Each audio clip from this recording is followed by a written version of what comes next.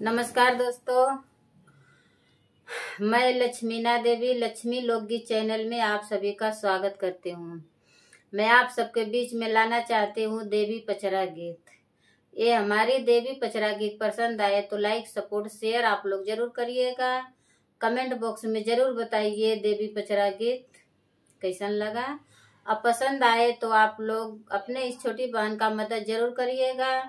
Comment box में जरूर बताइए देवी पचरा गीत कैसा लगा और इतना दुलार प्यार देना। अपने इस छोटी बहन का मदद आप लोग जरूर करिएगा। मैं माता रानी से निवेदन करती हूँ, हमारे भैया दीदी, हमारे सभी यूट्यूबर भाई बहन जे भी सब लोग हैं, सभी को भगवान जी माता रानी सबके कुशल से रखे रहे। अदलपुर शीतला के दर्शन करईदा, अदलपुर शीतला के दर्शन करईदा, बलम हो लाली चुनरियाली आईदा, बलम हो लाली चुनरियाली आईदा।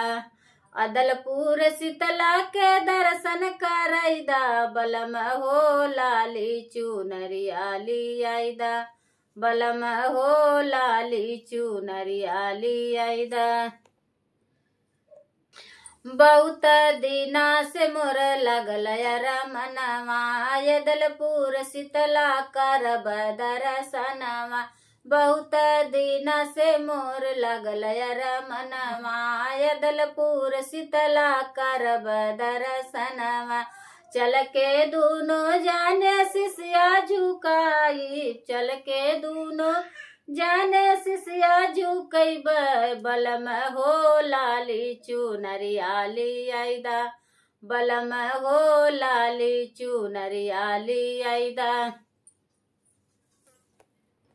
करी है कृपा माई फेरी है नजरिया, करी है कृपा माई फेरी है नजरिया, लाग जई है पिया जी तोहरो नौकरिया, लाग जई है पिया जी तोहरो नौकरिया।